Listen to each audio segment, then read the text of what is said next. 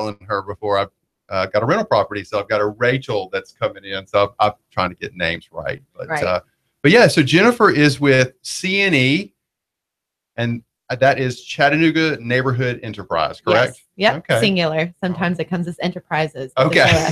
Yeah.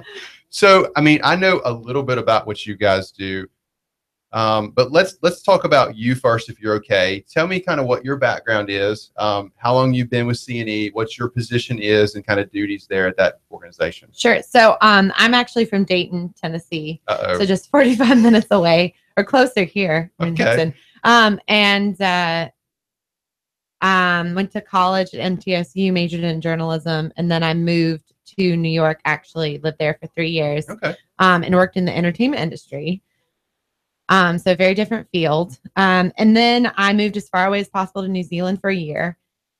Wow. And worked for Wellington City Council for the Director of Property and Housing. So when I came back really for family because it's so far away. And I wasn't intending on staying in Chattanooga. Nobody does. Right. Yeah. You don't always want to go back where you're from when you've been gone for so long, and especially so far away.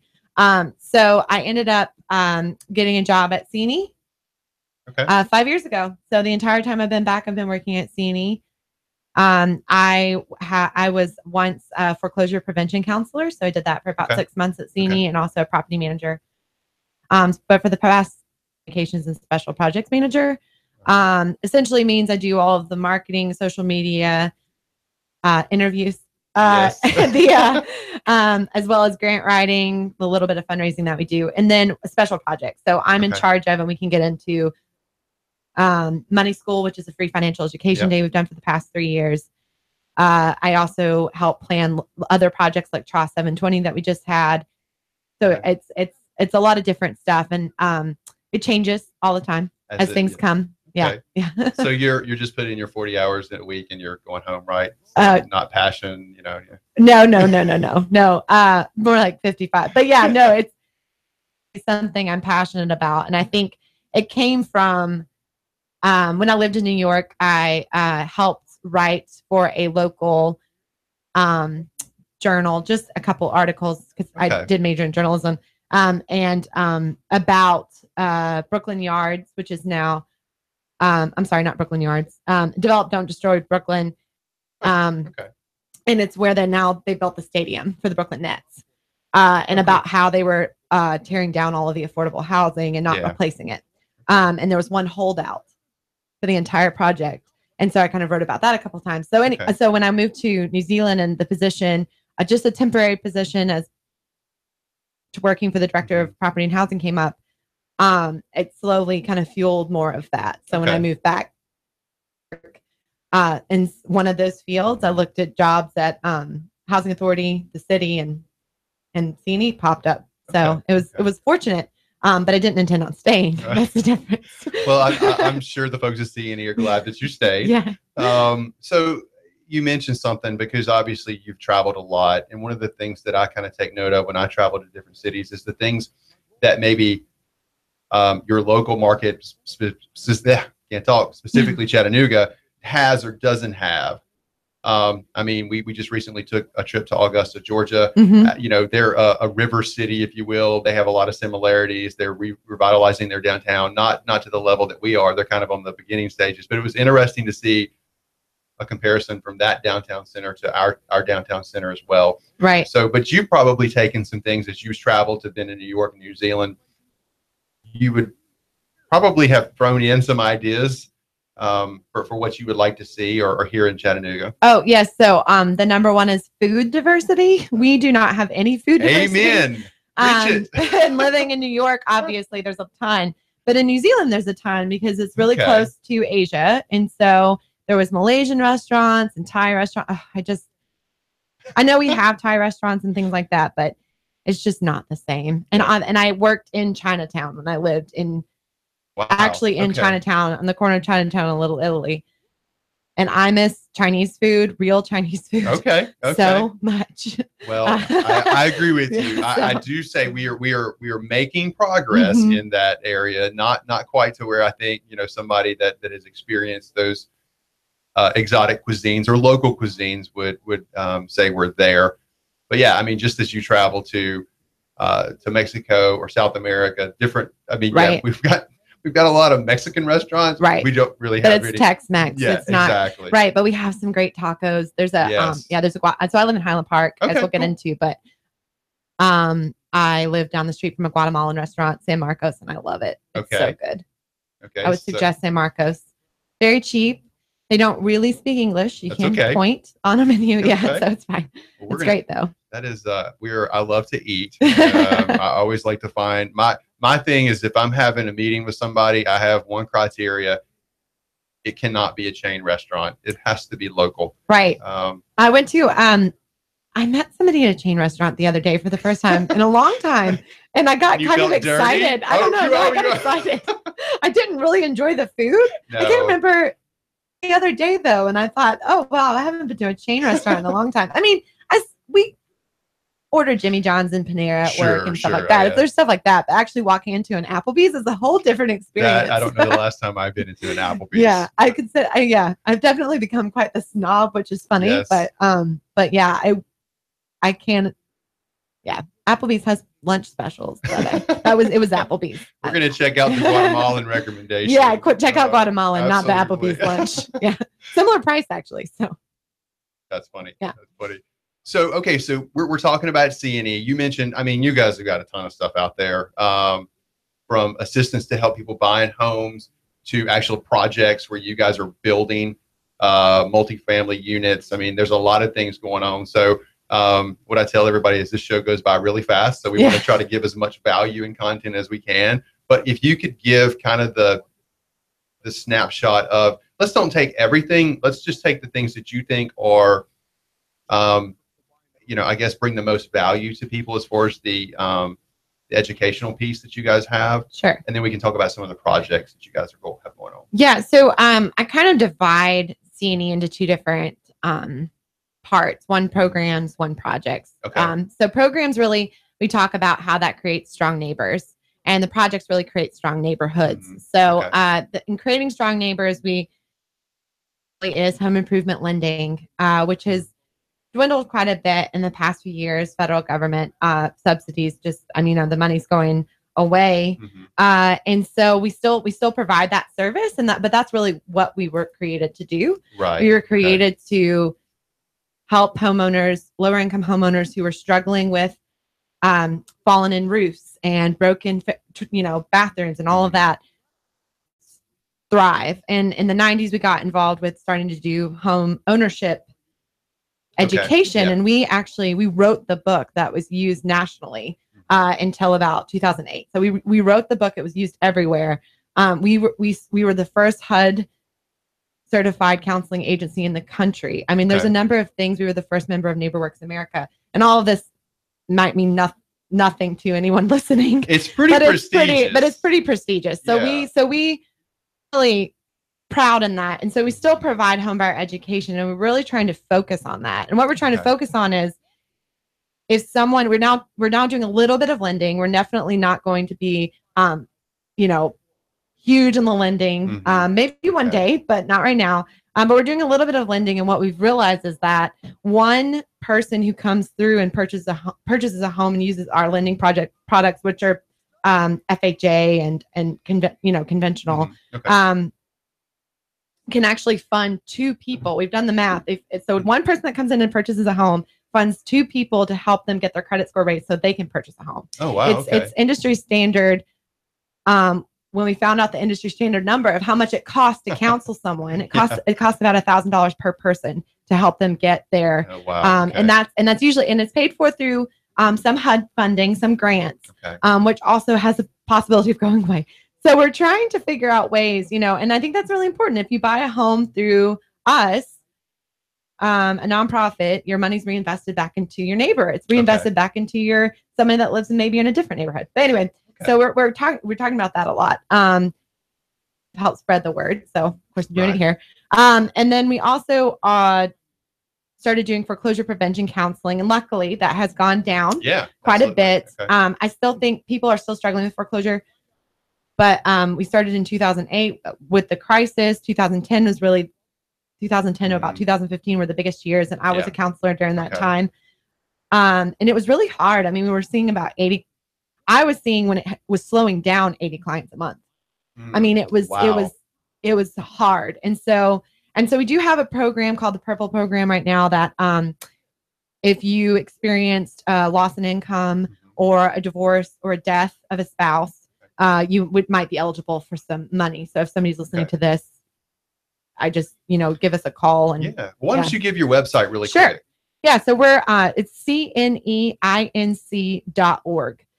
Or you can call 423-756-6201. Okay. And I'm on today. My name is Thomas DeMoss. This is the Reality Real Estate Show. I've got my guest, Jennifer Holder with CNE. And yeah, I mean, you cited a couple of things that you guys have done. I was on the website looking at it, and I was kind of, I was very proud because you guys should be proud because there are a lot of things that, you literally wrote the book on it. And it's kind of funny as Chattanooga is kind of that big, small city, but we have a lot of very, very smart people that, there are, what we do here in Chattanooga does go out nationwide. I mean, you see it all over the place. And I think that trend is starting to continue. But yeah, that's cool. So I know you talked about the foreclosure slowing down some. Yes. You guys are big into affordable housing. Right. And helping educate people in order to get into that home. You mentioned that you guys are doing some lending as well. Right. So let me, as a question, if I am looking to buy a house and I'm looking at a lender, how would I determine whether to contact you guys at CNE versus let's say a local bank? I mean, what benefits do you guys have versus what they could do? Well, I mean, the biggest thing is that we're not commission driven. Okay. We don't have anyone currently on staff that gets a commission off of lending. That might change, but for now we don't. And really, it's more community driven. We're trying to help people. We say this quite a bit internally, but the only real affordable housing that we can provide when there's lack of is to help someone purchase a home, because that's going to be long-term affordable housing. If you can get in a home that's affordable to your income and you can stay there, and pay every month, it's going to be better than getting a rental property that could possibly go away.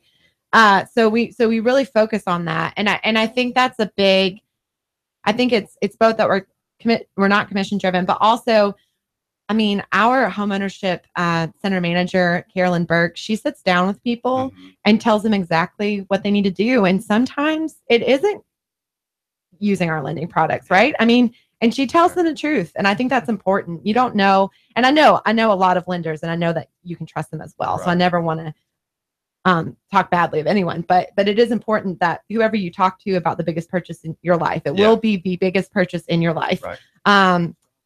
You need to trust them. And so I think that's important. And having somebody on your side that's not trying to make a profit is important. However, having somebody on your side that is also important, because there's a little bit of personal gain. You know what I mean? There's always an incentive. There's incentive either way. So that's why I say I never want to bash it. I mean, that's just how real estate is. It's but at least with us, if you purchase a home through us, it is reinvested back in the community. And I think that's important to know.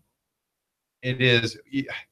I didn't really appreciate this until probably later on in life about the local investment. And it goes back to, we were talking about the restaurants and the local people, is you really want your money to stay in your local community as much as possible, because that just helps everybody in that community to some degree. Right. So I think that is very, very important. And that is a great benefit that you guys offer. So let me ask, as it pertains to the ways that we can, my phone's going crazy here. Oh, the joys of being Someone's calling. Yeah, the joys of being super busy. The number behind us. I hope so. But so you guys are in a certain area, or would that home ownership or the lending, would that throughout the city? So we are actually licensed to lend in all of Tennessee. Okay. We do focus primarily in Chattanooga. Okay. But we have a focus area, being a member of NeighborWorks America, which is a national nonprofit.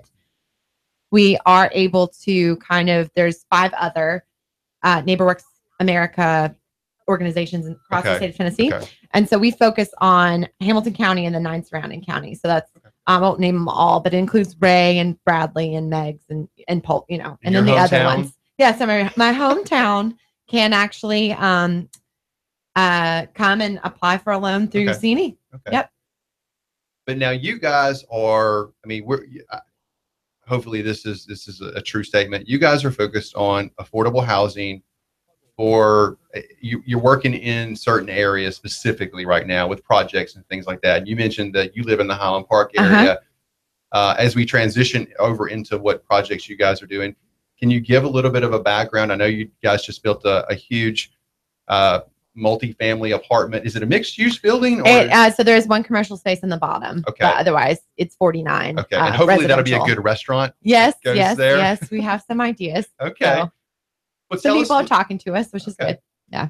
Tell us a little bit about that building or that property and kind of what the story was behind that, and then where you're at right now with that project today. Sure. So I think in Highland Park and Ridgedale, the neighborhoods, especially Highland Park, I mean, Tennessee Temple ran right through the middle of it. Yeah. And it kind of created a divide, Highland Park and really parts of Highland Park. And so when we purchased some of the land and Redemption of the Nations owns a majority of the other land, and they're working on improving those buildings and things like that. When we purchased the land and we were able to tear down 2 dorms, we really started to think about how we could increase density in the neighborhood. Okay. Because density would equal commercial. Now, density, explain that to the folks who don't know what that is. Sure. So density would just mean more people. Okay. Right? Pack That's the easy way to say. All yeah, right. more people in a smaller geographical area. And I think it's interesting because we've recently, I'm going to skip all over the place, right? Yeah, you asked me about Maybell, but I'm going to explain the philosophy of it. We recently, in about October last year, we started doing something called missing middle housing. Okay. We brought in some consultants. They came up with a way to basically increase density in Highland Park and Ridgedale and other parts. It could eventually be in other parts of Chattanooga. Okay. And so they created a plan with the idea that we're able to build single family homes currently. Everybody is. And really, through a lot of work, I will say, you're able to build very large apartment complexes. It does take a lot of work and things like that, but it is possible. But building something like a duplex, a quad, a 6-plex, an 8-plex, you know, kind of those in-betweens is difficult. It costs a lot of money, or banks might not finance it for this reason or another reason. I mean, you never know. So we kind of came up with a plan and drawings, increase the density with great buildings that fit into the fabric of the neighborhood, which is important. And so that's something we're talking about with Ridgedale, but also we have that plan, and we a thing where we invited contractors and everybody and a couple meetings. And we have the plan still. It's on our website, cneinc.org, called Missing Middle Housing. Anyway, so before we started doing all those plans, we started working on the Maybell. So a few years before that, we started working on building a large apartment complex to fill in the fabric. I mean, when you drive down Bailey, it's got a lot of large buildings, but also because we're in desperate need of housing, and we're in desperate need of affordable housing. Both. First of all, we're in desperate need of housing. That is period, true. Yes. For everyone. Yes. But also affordable. And so in that building, it is 49 units, and 11 are income restricted for low income, very low income, which is 50 to 60% AMI for anybody that knows what that means. Otherwise, if you don't, trust me, you can look it up, but it is very low. And I should have remembered the numbers, but I believe it's not over about $26,000, I think, that you can earn a year. And then the other 38 are priced. They start at $800. And I think it's important to note that when I did the math backwards, so the federal government considers an apartment affordable. I'm not being too technical, but if it's affordable to you as a person, if it's not more than 30% of your income. Okay. So when I did the $800, and that includes utilities. I'm sorry, the $800 does not include utilities, but that 30% includes utilities and things like that. Right. So our $800 is just rent. So when I added about 100. kind of in the low income range with $800. It should be affordable to somebody making about $33,000 a year, or just a little bit more, which is right around 80% AMI. Okay. So I mean, we tried to still price it. We still, of course, have to pay for the building. Right. It costs $4.5 million, if I can remember correctly. Cheap. I might be a little off on that number, but I mean, it was expensive to build, but it's a very nice building.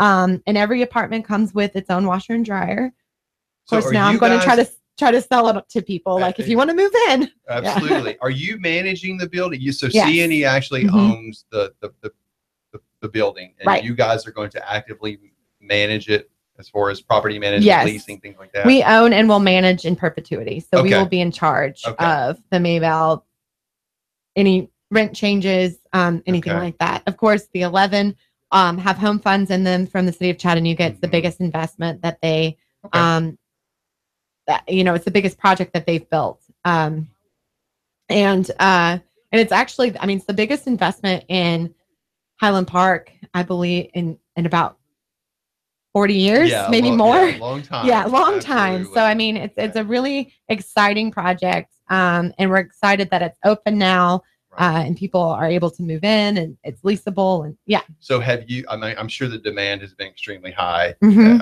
you say it is open for lease right now. Are you guys, are you full? Is there still opportunity there? There's still opportunity. Yeah. Okay. So all of our low income units, income restricted units have been leased. But we are, we've got plenty. We've got 38 others, units. 38 of the market rate. And I know that some of them have been leased, but I don't know the official numbers. They're working hard. Showings, you can book them online. Weekends after 5. I mean, Well, I think, to me, and like I was telling you before we came on the air, I had a client that actually helped him purchase his first rental property, young guy. But he was, this was before I think we knew. I think it was very, very early in the stage, and there was some concern about what was going to be built there. As far as affordable housing, what does that mean? But I think that is, from what you guys, if you're actively managing, that's going to be an advantage, a benefit, because you're going to keep your, make sure that the building stays, nice and neat and attracts the right type of tenants. Because Yeah, and I think it's really important. I only have a second to say this, but I think it's really important to note that it's never the tenant's fault. It's always going to be the landlord's fault. And I think that a lot of times people that are low income or don't have a lot of money get blamed for that, and it's just not fair. So, but I understand people's concerns, but yeah, we're good landlords. So, so you're going to take care of the property. So, and absolutely, I think that's a great thing. Yeah. But, we're up for this first half hour, but we will be back. This is Thomas DeMoss. This is the Reality Real Estate Show. I've got my guest Jennifer Holder from CNE on here. And we're going to come back after the break and talk more about what the projects they're doing downtown and maybe how you guys can get involved with it. Some other areas that they feel like there's going to be some growth, and just general Chattanooga real estate stuff. Maybe some food recommendations. I'll think of some more. All right, we'll see you guys in a little bit. The Tennessee Valley's news, talk, and sports leader. Nooga Radio, AM 1240 and 92.7 FM. This is Thomas DeMoss with Keller Williams Realty. I am a realtor in Chattanooga. We list and sell homes, work with buyers, work with home sellers. I have been involved in real estate for over 10 years. My background is as a real estate investor. That is what I bring to the table, is that real estate investor mindset. My job is to help you sell your house for the most money, employing the best marketing strategy and walking you through what can be a rather stressful process. So we are encouraging people who are on the fence or even thought about selling their house to give us a call. There's no obligation. We're just here to kind of have a conversation and let people know what the process is like, what the market is like, what values they can expect to receive. We work with buyers as well. I also have a buyer's agent that works exclusively with my buyers because we want to give our clients as much attention as we can. My cell phone number is 423-364-0028. Our website is northriverpropertygroup.com. That's northriverpropertygroup.com. We'd love for you guys to call us. 3, 2, 1. Chattanooga Radio, AM 1240 and 92.7 FM's news now. An SUV and its driver were riddled by bullets on Wilcox Boulevard Wednesday night at 10:20 p.m.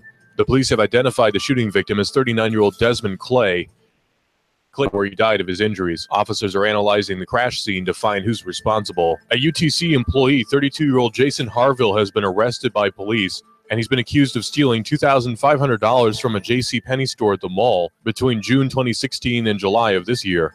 A store employee told police that he confessed to the crime and signed a written confession that he had committed the thefts. 28-year-old Titus LeBron, an inmate at Silverdale, is accused of sexually assaulting his cellmate, exclaiming that he looked like famous singer Nicki Minaj. The cellmate had previously asked for a transfer from that cell. LeBron has been charged with aggravated assault and sexual battery. Russell Stroud, Nooga Radio News, now.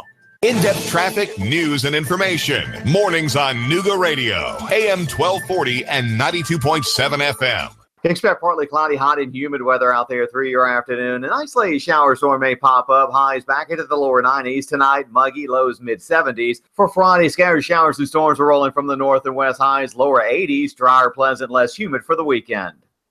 Check out KFC's new spicy crispy zinger chicken sandwich, available in a $5 fill-up for a limited time. That means you get a whole meal for only $5. It's finger-licking good at KFC. And I'm Sports Team 12 Chief Meteorologist Patrick Core on Nooga Radio AM 1240 and 92.7 FM. The Tennessee Valley's news, talk, and sports leader. Nooga Radio, AM 1240 and 92.7 FM. Wow!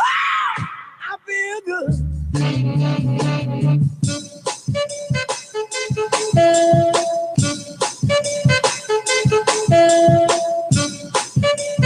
Welcome back, everybody. This is Thomas DeMoss with the Reality Real Estate Show, and I've got our guest, Jennifer Holder from CNE, with me today. We are talking about the projects and the programs that they have going on.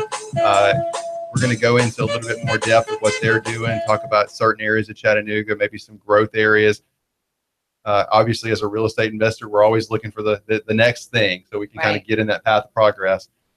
But we left off the last half hour about talking about the Maybell. The Maybell. Yeah. Okay, so it's so hard to say. It's named after Maybell Hurley, who was a founding board member at CNE and also was instrumental in a lot of the changes downtown from the aquarium. She helped raise the money to build the aquarium. I mean, she was a wonderful, wonderful woman.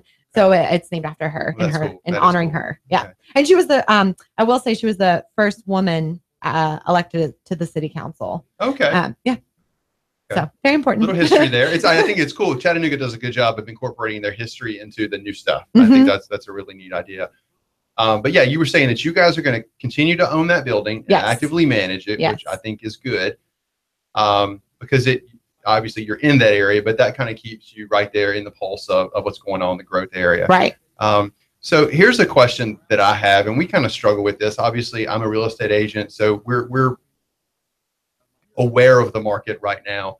From a retail side, there's such a high demand for houses and a low supply, so everybody's kind of fighting over what's out there. And then from a real estate investor side, we are actually going in and renovating houses. I mentioned we've done a couple of projects in Highland Park. You know, at the end of the day, we try to be a service to people just like you guys do. You kind of just educate people as much as you can. And this goes from whether I'm helping somebody, list a house, or first-time home buyers, or even folks that we're actually looking to purchase a house from. Right. But what we struggle with, and I see it, is the affordability in Chattanooga. I mean, I'm a landlord too, and I think I have my rental rates below market rate because, quite honestly, it really just blows my mind how expensive some of these things are. So balance that. What are you guys using to either, and I hate to use the word combat the increase in the market, but helping people to get into affordable housing? So, I think it's really difficult, and I think missing middle has a lot to do with it. We're coming up with ways to kind of build not cheaper because it's still going to be the same quality, but more affordably for the end result. And I think something that we talk about, I would say once a week at least, if not more, of course. But I mean, we have lots of stuff going on, but I mean, we're always struggling with this concept, and I think nationwide really is struggling with this concept. And so to combat affordability without any money for subsidy, which would be money from the federal government. Right. And especially as it starts to be on the chopping block and maybe go away, it's going to be even more difficult. And even with money with subsidy, and it's so needed for very low income or low income folks, but kind of there's a whole lot of housing for kind of just a little bit above. So you're not making thousands and thousands of dollars, but you might be making about 35 to 40. And it's really hard to find housing at that price too. And good housing. Yeah, good housing, well-made housing. And so we're doing the little bit that we can, but it's really going to take the entire city to help. I guess I'm not sure if I have an answer because I think it's so difficult. So we're doing what we can we're trying to invest home funds, which is money that comes out of the city of Chattanooga into our projects. That's what was invested into the Maybell. We're going to build some quads that are going to have that money invested and well into it in Ridgedale. We're going to try to build very well, but keep the prices to where we can afford to build, but also someone can afford to live there. We just recently started. We just recently hired it's a contracted employee, but hired a kind of somebody that's looking at that, looking at the numbers and how we can make the numbers work. And I think that's so important. It's going to take a lot of work. Yeah. And I wish there was one. There's no easy answer. I wish there was one answer. And I think, yeah.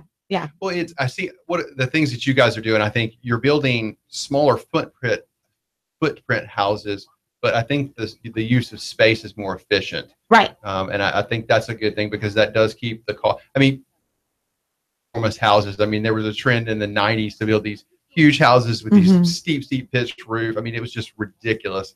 But now we're seeing builders come back in, and I think I don't know what it is. Maybe it's a millennial trend or just a design trend, but they are using space more efficiently, so you don't have to have a big house. Right. So, and something we did in Highland Park with the first, we built a couple of the bigger houses, I think 4 to 5 when we first got into Highland Park. And then we took on Kirby Avenue and we took 6 lots, we subdivided into 9.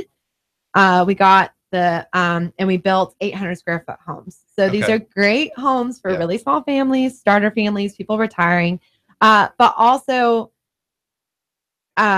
just for people, it's a lower price point. It's about 110. It was about 115 starting out, up to 140 if you wanted a garage.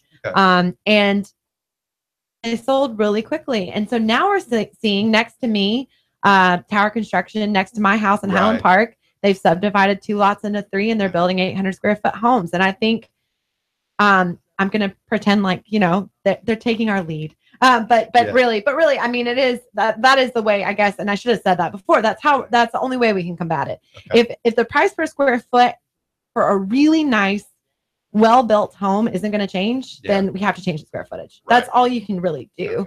And so we did build a 535 square foot tiny home, which we now call cottage because we've been corrected by tiny home folks. Because you can't call it it's not a tiny home. I know. But yeah. So, and we sold that to a firefighter, which is great. And we are interested in building more. And I think that's a really good, it's also 1 story is perfect for people that are trying to retire. For senior citizens that are living on a fixed income, having kind of a 1-story, smaller home, it's easier to get around. And so we're exploring all of those avenues. And I mentioned in the first segment that we are part of NeighborWorks America, and NeighborWorks America in general, it's a national nonprofit created by Congress, funded by Congress, and banks and other places, nationwide at different ideas. They are trying to figure it out.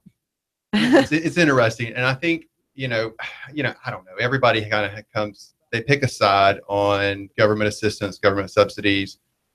And one of the things that I think is you've got to keep an open mind. You've got to hear both sides. You've got to have a discussion because I think there is a place for it. Do I think that it's managed appropriately? Probably, there could be a discussion as well.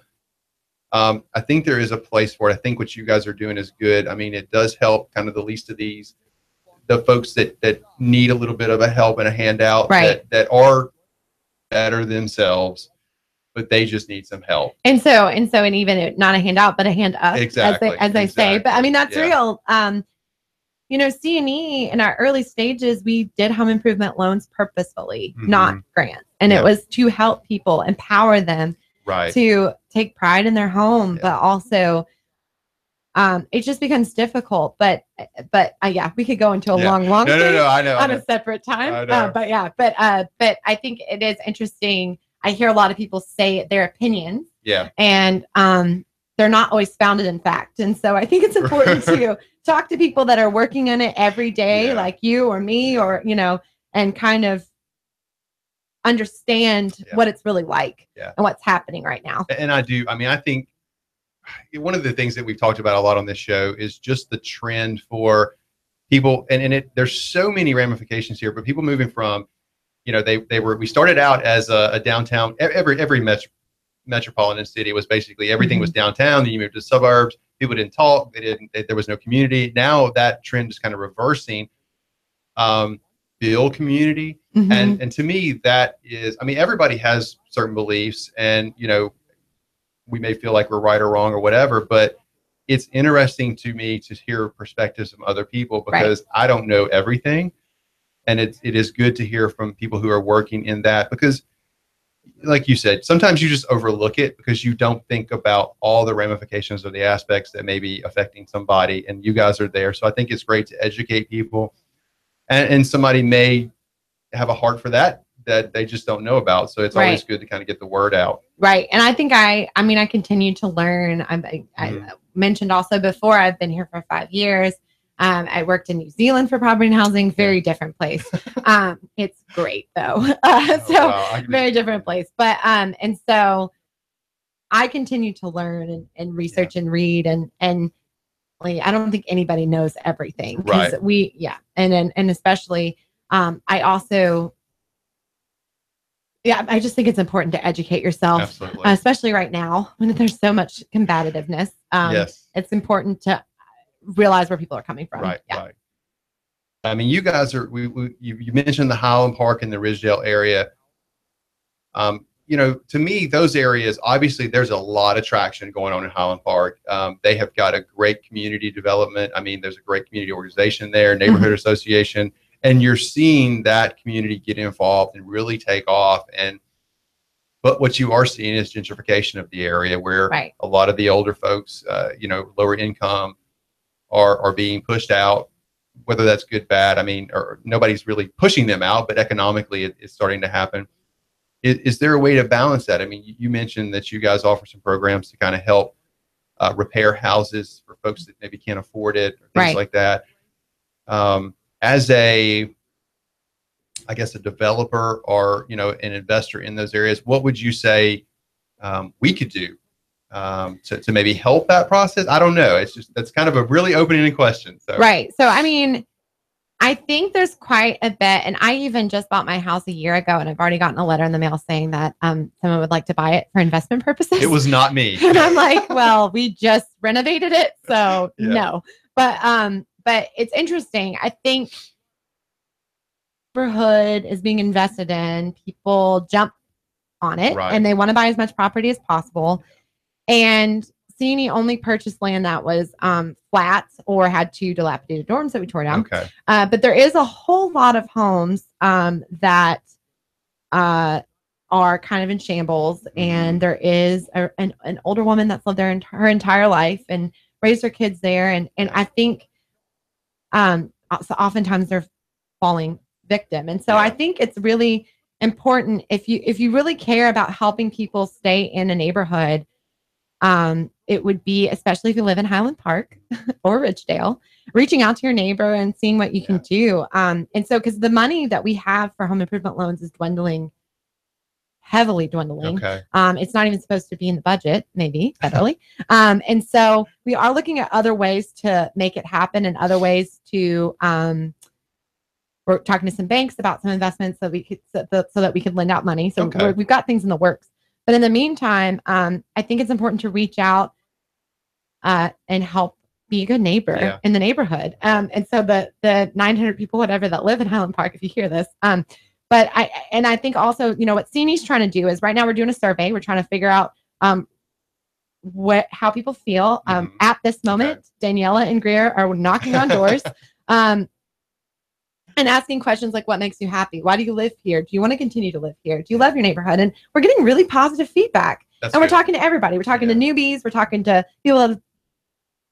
And we're also trying to encourage, because there's some great restaurants like San Marcos, plug again, and the newly built The Spot down Main Street that are walkable, but they have now The Spot doesn't. The Spot looks great on the outside, but they have storefronts that are kind of, you're weary. You don't necessarily want to walk in. I mean, there's a grocery store in Highland Park.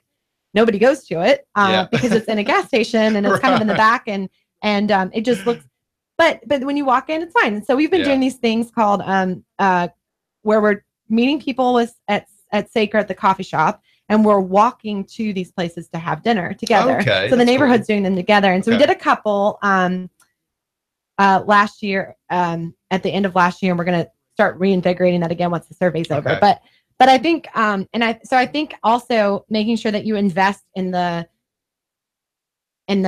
little bit of commercial, as we were talking about this before, before we went on, that there's only a little bit of commercial in that area. But if you don't frequent that, if you don't go to it, it's going to go away. You're right. So Chattanooga Wing Factory, I mean, great wings, so good. And people should be going to, just go to the restaurants in your neighborhood and it'll help people to stay, because actually the owner of San Marcos lives in Highland Park.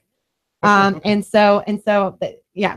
Armando's, I know that, popular. But I don't know how many neighborhood folks go there. So yeah. So just get out and get out and meet each other. I think if you're a good neighbor and you know what's going on, and not in one of those I've been peering out my window and watching you walk down the street type of ways, but one of those I know your name, I know your children's name, like even that little bit makes a huge difference. And so I just, that's always my encouragement. If ever you see a neighborhood's changing, get to know your neighbors. And I'm part of the problem. I moved there a year ago. I know I am. Get out. I'm trying to, it's real. It's a real thing. And so I realize, there's a great article on nextcity.org, is about the 4 types of gentrifiers. And I read it and I was like, great, I am one of these. It was the ones that mean well, that move into a neighborhood and love their neighbors. It was one of those, it was one of those slaps in the face. And I'm like, no, I know. But so we're not trying to be, I'm the same. I'm a middle-class person who is trying to find a place to live, and the most affordable place I could find. It's just the truth. I can't afford the North Shore. I can't afford, and I love my neighborhood and I love my neighbors, but it is an issue that, again, we're trying to figure out the solution for. Well, let me ask you, here is what I hope does not happen. When we moved to Chattanooga, I think it was 12 or 13 years ago, Highland Park was one of the places to be. The housing there was almost in line with, as far as price points in North Chattanooga. And we had the crash, the correction, or what, and you saw where there was a lot of momentum, it stalled. And some of the gains that the community made were kind of given back because of economic reasons. So, and this is where I struggle with as an investor. We've seen so much price appreciation. Right. I'm hoping that it can, that it maybe slows down a little bit to give everybody kind of a breather to get composure, get grasp where they are in their neighborhood, because you can't keep, having price appreciation, especially in areas like that. There's still some issues that have to be worked out. There's still some crime problems that are out, but they've still got to do that. So you can't keep going up in price. I think the sustainability of that is very hard to do. Right. So the way that we're trying to help with that is if we can, we try to get a house that's maybe been abandoned, or the person's passed away and the family doesn't want it. That's going up for auction essentially. Okay. And we're trying to, continue to buy land, because if we can buy the land, then we might be able, it might be helpful, in, kind of combating some of that. But I don't know what's going to happen. I mean, that's the worry that I have. I have a big worry, and I can see it spreading into Ridgedale, and I definitely don't think that Ridgedale is going to go as quickly as Highland Park, but but it is a worrisome thing. So, which is why we're trying to build different types of housing, and also we're trying to build different types of housing and own as much as we can. Okay. Right. Well, and one of the things that we kind of observe as we go into these neighborhoods is there are a lot of houses that are vacant. My partner and I always ask the question, how can we, obviously we can send letters, but that was one of the things that I think the city needs to do a better job of, if it is condemning those properties or making sure that they are on the market, because the last 2 houses that we have done in Highland Park, they have been vacant. I mean, they were sitting there for years. Right. And we actually had one of the neighbors who came out. I mean, she was so excited. She had lived in the neighborhood, her and her husband, for, probably 20 or 30 years. They were retired, and they had a beautiful home that sat next to this house that was just a blight. Right. So that obviously, made us very proud to be able to help, I guess, renovate that house, give that particular block some new life. So that's a struggle I see. I think the city, maybe, I don't know, needs to do a better job, or to take care of those properties, at least put them back on the market or do something. Right. There. And I mean, it's a catch-22 because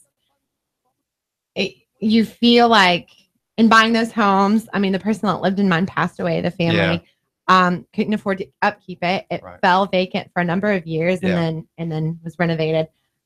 And it's difficult because essentially now, if you look on paper, you go, well, the demographics are changing. And is that those houses might have been vacant for a while. But so it's a little bit also condemning, and I think the city's working on that. They're coming up with a plan because, especially if it's dilapidated, you don't want a family living there. It's unsafe. Absolutely. And that's really important to note. If someone's still living there, it could end up forcing them out and they have nowhere to live. And so it's this catch-22. Yeah. But I do think there has to be something, I mean, we talk about it all the time, and I'm it's something we're really passionate about, especially at CNE, but even I talk to people from Unify Ed and Green Spaces, and we kind of all have these conversations we do to help kind of, without alerting the city to where then the house is completely torn down and then a $300,000 house is built. Right. But also to help upkeep it, which I'm glad that you renovate, because these houses have great bones. Their bones are so great. We love it. But I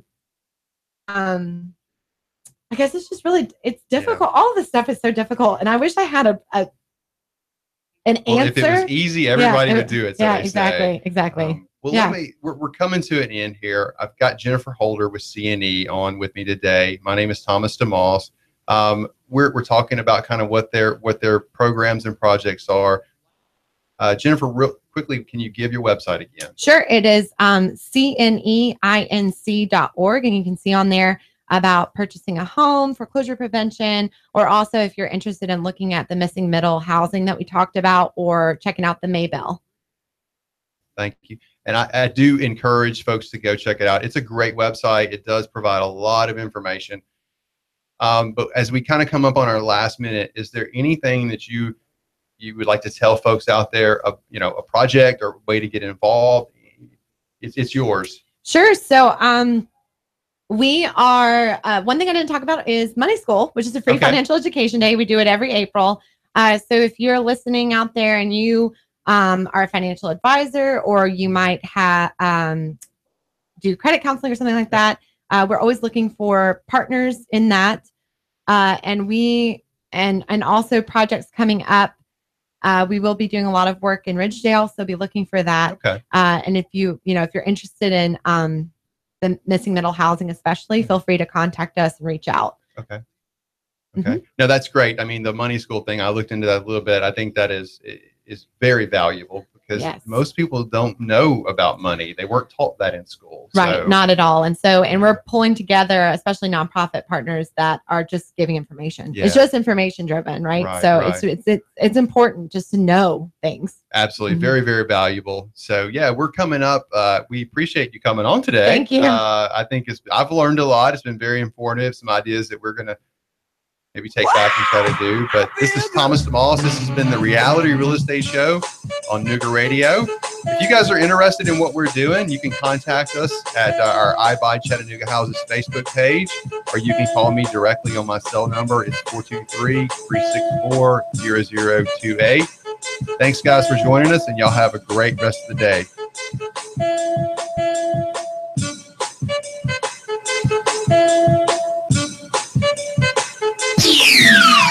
The Tennessee Valley's news, talk, and sports leader, Nooga Radio, AM 1240.